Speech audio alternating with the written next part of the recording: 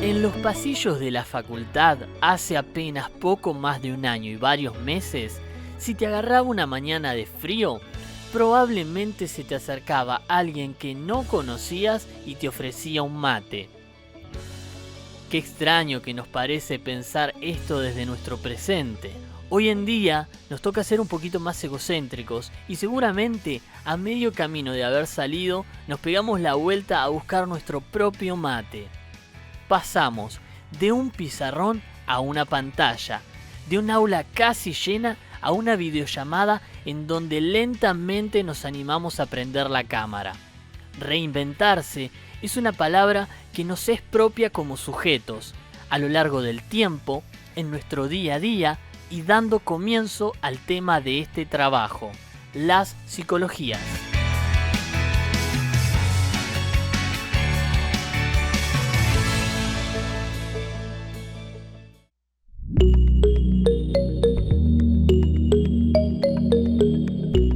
En 1879, con el auge de las ciencias experimentales en Europa, se crea el primer laboratorio de psicología por Wundt. La disciplina de la psicología se constituye como la explicación racional de los hechos de conciencia. En este auge de las ciencias experimentales se anuda el positivismo de Comte y la teoría de la evolución planteada por Darwin. Su representante más importante y claro, el fundacional, es William Wundt. Su objeto de estudio es la conciencia y la experiencia interna, y su método de estudio es la introspección. A fines del siglo XIX y principios del XX, en Viena, y después del encuentro con Charcot y Breuer, donde toma contacto con los primeros casos de histeria, Sigmund Freud, a través de su trabajo, se empieza a interrogar contrariamente a la tradición de formación organicista de la época, reflexionando acerca de la dimensión psíquica de los trastornos observados. Su objeto de estudio es el inconsciente. Su método de estudio se da a través de la asociación libre, atención flotante, investigación de procesos mentales, principalmente inconscientes. Hablamos de psicoanálisis y hablamos de Freud. Sin embargo, no podemos dejar de mencionar representantes tan importantes como Lacan, Anna Freud, Melanie Klein, entre otros. Alemania. En los inicios del siglo XX surge una corriente de pensamiento con el objetivo de establecer leyes generales que expliquen el fenómeno perceptivo desde un enfoque holístico. Esto marca una diferencia con el enfoque atomista que planteaba la psicología empírica subjetiva de Wundt. Esta es la llamada psicología de la forma. Sus representantes son Max Wertheimer, Wolfgang Kohler y Kurt Kafka. Su objeto de estudio es la percepción humana y el método que se utilizó para el abordaje teórico fue la experiencia y la observación, tomando los hechos tal y como son proporcionados a los órganos sensoriales. 1955. El mayor exponente de esta corriente, es decir, Piaget, crea el Centro Internacional de Epistemología Genética, donde por medio de métodos experimentales estudiaría la construcción del conocimiento en el niño con el fin de explicar el proceso general del desarrollo cognoscitivo y las ideas de genética y evolución. Su objeto de estudio es la inteligencia. El punto de partida de Piaget es la observación detallada del comportamiento espontáneo de los niños. La planificación posterior parte de estas observaciones y el objetivo es que las tareas planificadas sean significativas y posibles de evaluar para describir el desarrollo intelectual y su funcionamiento. En cuanto al conductismo, surge como reacción a la psicología introspectiva fundada por Wundt. Esta última tiene como objeto de estudio la conciencia, que únicamente puede examinarse mediante la introspección, es decir, una mirada hacia lo que acontece en nuestro interior. El conductismo rechaza tanto este objeto de estudio como su método, proponiendo el estudio de la conducta a través de métodos objetivos. En este sentido, Watson postula que él mismo barre con todas las concepciones medievales y destierra de su vocabulario científico todos los términos subjetivos como sensación, percepción, imagen, deseo, intención, pensamiento y emoción. Sus mayores representantes son Watson, Skinner y Pavlov. Influenciado por las lecturas de Freud, Pavlov, Marx, Spinoza, entre otros, Vygotsky reivindica el lugar de lo sociocultural en la construcción de las representaciones, dando cuenta de la predominancia de la interacción social. La teoría se encuentra atravesada por los cambios sociales producidos en la Rusia del principio del siglo XX, en donde las concepciones del hombre y mundo se modifican notablemente. Vygotsky propone pensar al hombre inmerso en una red simbólica donde se evidencian los efectos del encuentro con otros, donde se transmiten pautas y elementos socioculturales propios de cada momento histórico en particular. El 11 de septiembre de 1956 se establece la Revolución Cognitiva, fecha en la que se realizó el simposio sobre la teoría de la información. En él participaron destacados teóricos de las ciencias humanas y de la teoría de la información, entre ellos Newell, Simon y Chomsky. Sin embargo, en 1967 Neisser le da el nombre de psicología cognitiva. En la segunda mitad del siglo XX, el conductismo imperante hasta entonces no podía dar explicaciones a importantes aspectos del funcionamiento mental. La aparición de las nuevas tecnologías cibernéticas y las teorías de la comunicación y de la lingüística derivaron en la crisis del paradigma conductista y en la sustitución por el del procesamiento de la información, que se basaba en la metáfora de la computadora y que hacía posible el estudio de los procesos mentales que el conductismo marginaba. Sus representantes son Newell, Simon y Neisser. La psicología cognitiva estudia cómo los seres humanos procesamos la información. Investiga los procesos mentales partiendo de la analogía mente-ordenador, en un sentido funcional, no físico. La historia de la psicología social, desde el punto de vista teórico, es la historia de las dificultades y posibilidades para lograr una explicación científica en la articulación de los conceptos de individuo y sociedad. Los sociologistas planteaban el determinismo de la sociedad sobre las conductas individuales y los psicologistas jerarquizaban el papel del individuo sobre las conductas sociales. Ambas posturas buscan resolver la relación individuo-sociedad mediante un determinismo unilineal de un polo sobre otro. Es en este contexto de las ciencias sociales, atrapadas por un falso dilema individuo-sociedad, que nace la psicología social propuesta por Enrique Pichon-Rivière. Posteriormente, la psicología social crítica surge en la década de los 80 y 90 como respuesta a la orientación positivista de la psicología y del computacionalismo y revolución cognitiva en el marco del proceso de la globalización. La psicología social proveniente de Estados Unidos, que hemos conocido durante todo el siglo XX, fue surgiendo durante la segunda y tercera décadas del siglo pasado. Una de las cosas que pretende la llamada psicología social crítica es justamente superar esa crisis a través de la construcción de una nueva psicología social que sea esencialmente crítica como la anterior. Su principal representante es Pichon-Rivière junto a Quiroga, Montero, Bleger, Rey, Ibáñez, entre otros.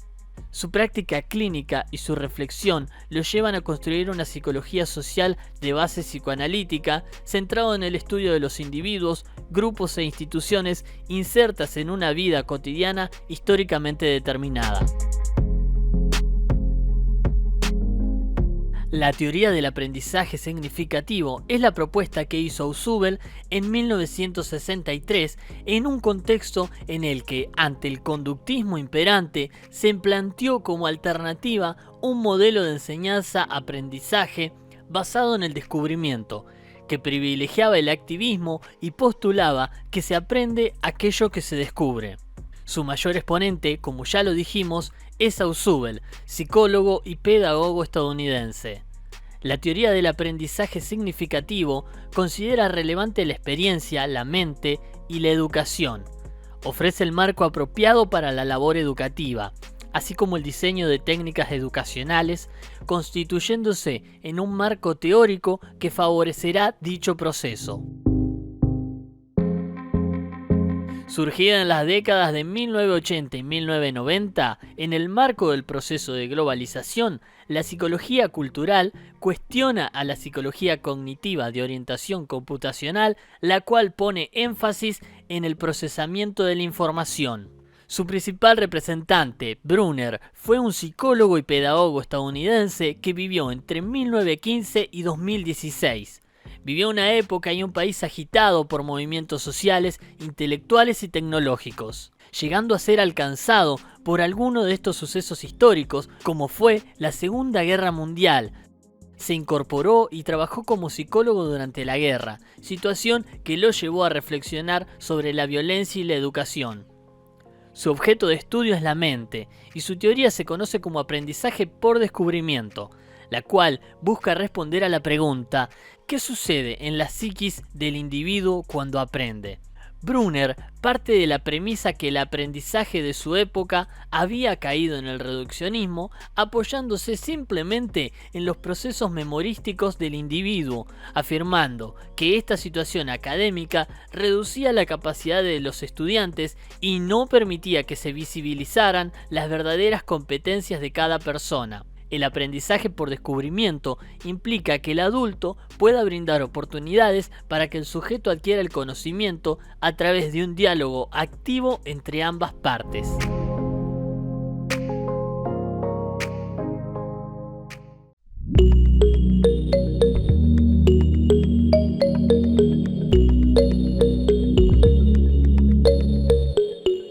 Conceptos clave, leyes, principios, formulados y postulados. Psicología empírico-subjetiva. Positivismo, laboratorio, psicología socialista, método experimental, percepción, conciencia. Se plantea una psicología elementalista y analítica, descomposición de la vida psíquica en elementos simples. Psicoanálisis. Inconsciente, deseo, sexualidad humana, sexualidad infantil, transferencia. La constitución del sujeto y la vida misma resultan impensables fuera de los vínculos con otros y con otros significativos. En la primera tópica, el aparato psíquico está formado por tres instancias o sistemas: inconsciente, preconsciente y consciente, de los cuales los dos últimos se separan del primero por una barrera que opera como censura para que estos pensamientos no devengan conscientes. Estos pensamientos se hallan reprimidos por este mecanismo defensivo, ya que la realización de los deseos de un sistema podrían generar conflictos en los otros en términos de displacer. Gestalt. Insight, fenomenología, Gestalt. Ley de cierre o buena forma. Ley de figura-fondo. Psicología genética. Adaptación, génesis, conocimiento. El conocimiento es para Piaget construido por el sujeto a través de su interacción con el mundo. La mente humana interpreta y construye activamente una representación de la realidad. Al conocer, se transforma la realidad de acuerdo a cómo se organiza la información. Esta actividad permite la construcción de estructuras cognitivas que se transforman según distintos momentos del desarrollo del sujeto. Conductismo. Conducta. Estímulo-respuesta. Condicionamiento. La psicología debe ser una ciencia práctica orientada a la predicción y control de la conducta. Desde la perspectiva conductista, aquello que solemos entender como mente o vida mental es tan solo una abstracción de lo que realmente debería estudiar la psicología. Psicología sociohistórica. Mente, conciencia, zona de desarrollo. Los procesos psicológicos superiores tienen un origen histórico-social. En la constitución de los procesos psicológicos superiores, los mediadores cumplen un papel primordial en su constitución. Cognitiva computacional. El ordenador, procesamiento de la información, mente. Psicología social crítica. Psicología social, psicoanálisis, sujeto social. Pichon-Rivière intenta una síntesis entre la teoría psicoanalítica predominante intrapsíquica y la investigación social, considerando al individuo como una resultante dinámica del interjuego establecido con los objetos internos y externos, en constante relación de interacción dialéctica que dará como producto sus diversos comportamientos. Aprendizaje significativo. Estructura cognitiva, aprendizaje, inclusores. El aprendizaje es un proceso activo, pero a la vez requiere un tipo de actividad intelectual bastante distinto del aprendizaje por descubrimiento. Requiere de la participación activa del individuo en la búsqueda real y no en la mera organización de lo recibido significativamente. Cultural. Cultura, andamiaje, préstamo de conciencia, instrucción.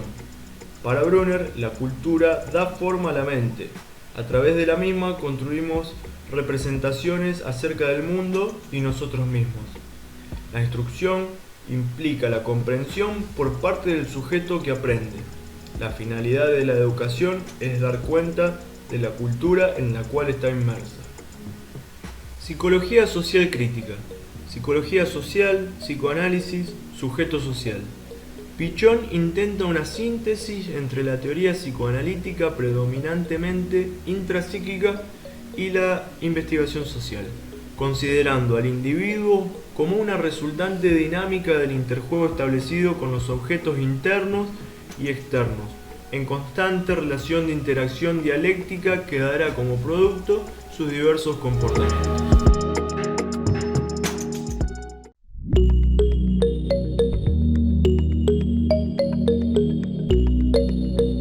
Luego de este pequeño pero muy significativo viaje, cabe preguntarse, ¿cuál es la concepción del sujeto para las psicologías? La psicología empírico-subjetiva tenía una concepción atomista del sujeto.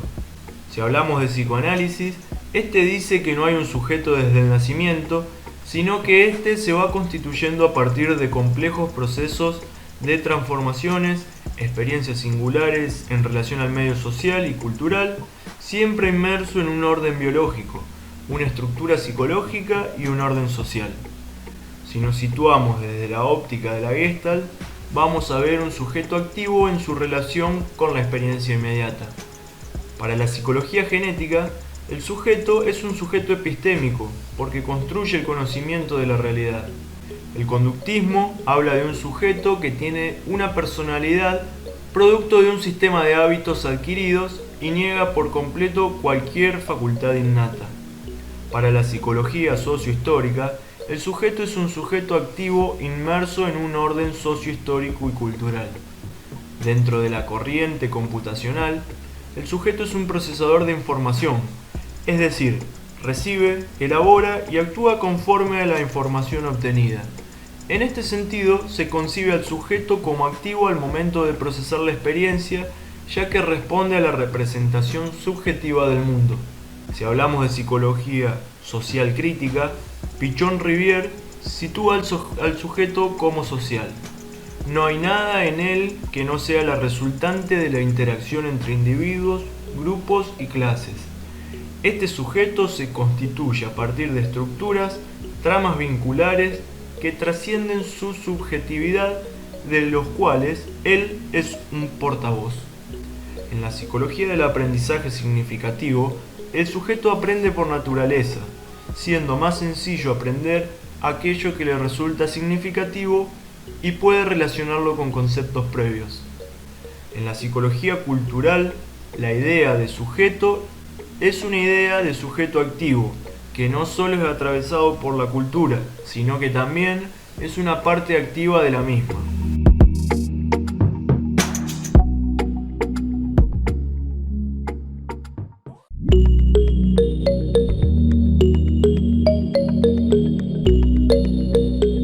Aportes a la educación. Psicoanálisis. Transferencia. Es conveniente que la atención prestada del docente hacia los alumnos se mantenga dentro de ciertos límites pedagógicos. Reconociendo el proceso de transferencia, evita el docente ubicar a sus alumnos inconscientemente en la posición de hijos o hermanos, depositando sentimientos maternales, de sobreprotección o de seducción. Identificación. Es un proceso psicológico inconsciente en el cual el sujeto incorpora cualidades, aspectos o características de otro y se transforma total o parcialmente según aquel.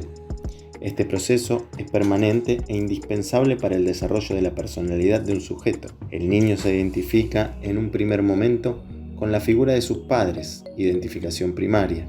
En el transcurso de su vida se identificará con amigos, maestros, profesores y personajes de su vida social, identificación secundaria. Sublimación. El renunciamiento pulsional de un niño es la condición de la incorporación a la cultura a partir de la presencia del otro significativo, portador, transmisor y representante cultural. La educación en términos psicoanalíticos requiere renuncia pulsional para ser sujetos psíquicos inscriptos en la cultura. La sublimación será uno de los caminos más creativos, enriquecedores y saludables del encauzamiento de las pulsiones. En la educación se instaura el principio de realidad a partir del placer originario. La inmediatez de la satisfacción es reemplazada por el deseo socializado y la norma social. El sujeto aprende a demorar la satisfacción de sus impulsos en pos de objetivos socialmente aceptados. La educación debe propender al fortalecimiento del sujeto para que éste aprenda a ejercer su propio dominio y regularse socialmente en la satisfacción adecuada de sus deseos y necesidades.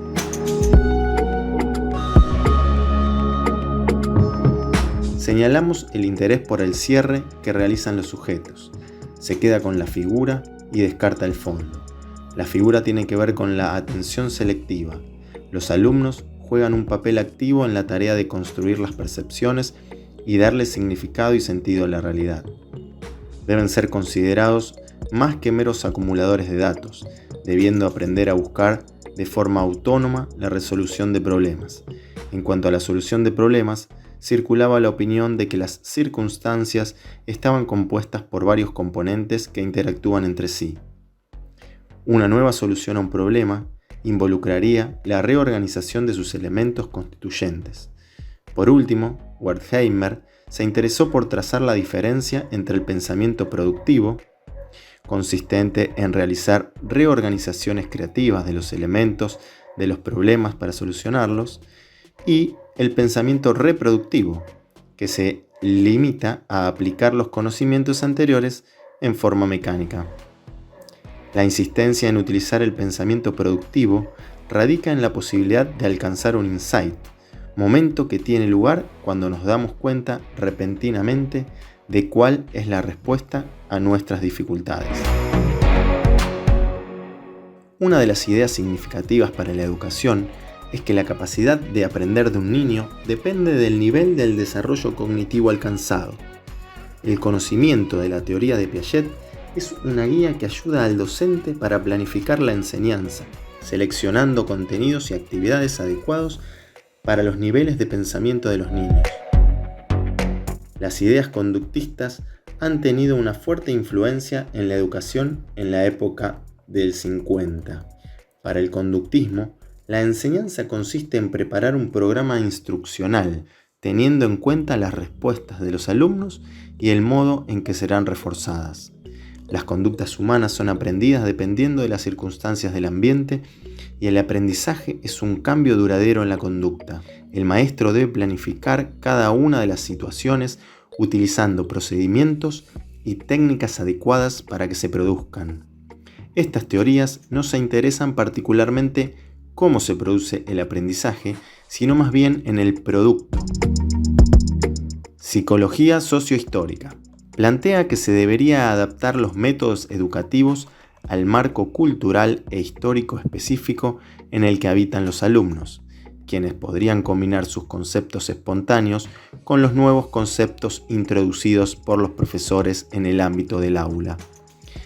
El concepto de zona de desarrollo próximo o potencial indica que la maduración por sí misma no es capaz de producir funciones psicológicas superiores, pero el empleo de los instrumentos mediadores, herramientas, signos y símbolos, como el resultado de la interacción social, colabora con ellos. Cognitiva computacional. La psicología cognitiva plantea un modelo de aprendizaje en el cual lo esencial son las estructuras cognitivas con las que se procesa la información proveniente del mundo externo.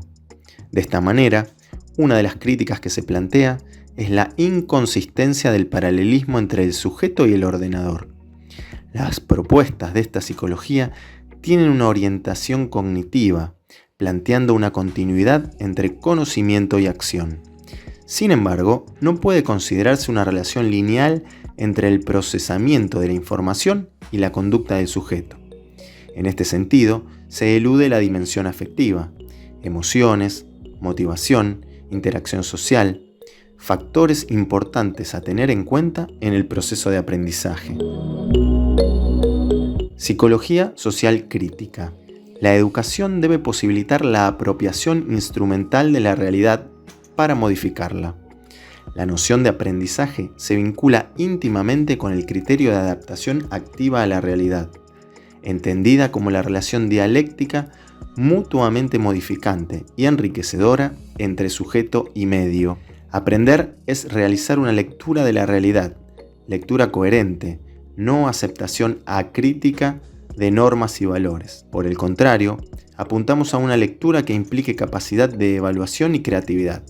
Esta concepción del aprendizaje como praxis, como relación dialéctica, nos lleva necesariamente a postular que el enseñar y el aprender constituyen una unidad, que deben darse como proceso unitario, como continua y dialéctica experiencia de aprendizaje en la cual el rol docente y el rol alumno son funcionales y complementarios. Aprendizaje significativo. Ausubel plantea que el aprendizaje del alumno depende de la estructura cognitiva previa, que es la que posibilita que se relacione con la nueva información. Por ello, es relevante que el educador conozca la estructura cognitiva del alumno y considerar la asimilación como fenómeno psicológico. La asimilación conceptual constituye el proceso de adquisición fundamental en la adolescencia y la adultez. La nueva información es asimilada por las entidades psicológicas ya existentes en la estructura cognitiva del individuo y los que se incorporan en forma sustantiva, pero también es necesario que el alumno se interese por aprender. Cultural. Brunner postula el aprendizaje por descubrimiento, mediante el cual el docente y estudiante se implican en un diálogo activo.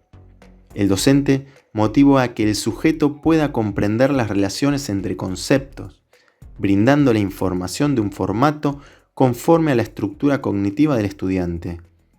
De esta manera, construye andamiajes para que el sujeto pueda incorporar un nuevo aprendizaje y las reglas que subyacen en la interacción que posibilita la actividad aprendida.